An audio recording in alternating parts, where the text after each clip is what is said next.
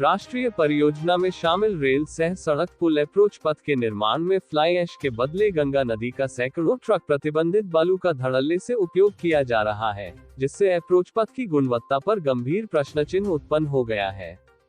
उपर्युक्त बातें एनसीपी श्रमिक प्रकोष्ठ के प्रदेश अध्यक्ष संजय केशरी ने अपने आवासीय कार्यालय में संवाददाताओं को संबोधित करते हुए कहा।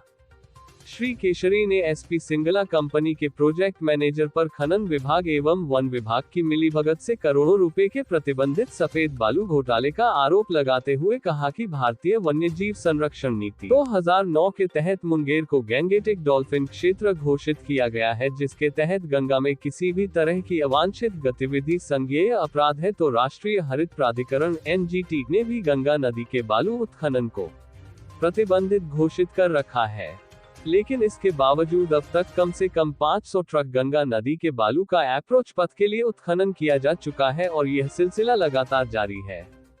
एनसीपी नेता संजय केशरी ने कहा कि सिंगला कंपनी को यह बताना होगा कि थर्मल पावर के फ्लाई ऐश के बदले गंगा नदी के प्रतिबंधित सफेद बालू का उपयोग कैसे और किसके आदेश पर किया जा रहा है तथा कंपनी ने कितनी मात्रा में और कहां से फ्लाई ऐश मंगाया। उन्होंने कहा कि सिंगला कंपनी के प्रोजेक्ट मैनेजर, जिला खनन पदाधिकारी और वन विभाग के इस कुकृत्य से जहां संरक्षित डॉल्फिन की सुरक्षा के साथ खिलवाड़ हो रहा है, वहीं कटाव एवं बाढ़ की विभीषिका का खतरा भी बढ़ गया है। श्री केशरी ने ऐलान किया कि इसको लेकर राष्ट्रवादी कांग्रेस पार्टी सड़कों पर उतरने जा रही है। जी बताइए,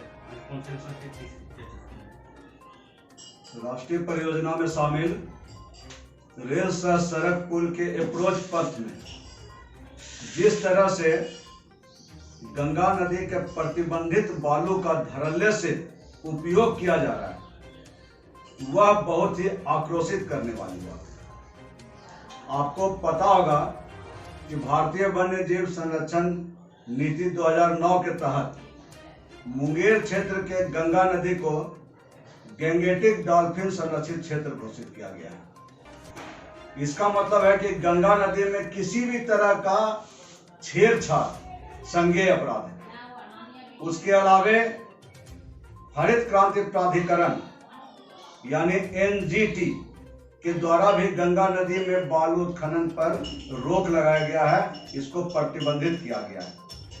लेकिन Singla and company, SP Singla company के प्रोजेक्ट मैनेजर मुंगेर जिला के खनन विभाग और मुंगेर जिला के वन विभाग के तालमेल से कम 500 ट्रक गंगा नदी का प्रतिबंधित बालू का उपयोग अप्रोच पथ के निर्माण में कर रहा है और यह लगातार जारी भी है। एक तरफ तो डॉल्फिन के सुरक्षा पर गंभीर खतरा उत्पन्न हो गया, जिसको संरक्षित जीव का उपाधि दिया गया और इस क्षेत्र को संरक्षित क्षेत्र घोषित किया है। दूसरी तरफ गंगा नदी में छेड़छाड़ होने से कटाव का खतरा बढ़ जाता है। बाढ़ की विभीषिका कितना क्षति पहुंचाएगी जान माल का, इसका अंदाजा लगाना मुश्किल है। इसके साथ साथ अप्रोच पथ की गुणवत्ता बहुत ही संदिग्ध हो गई है।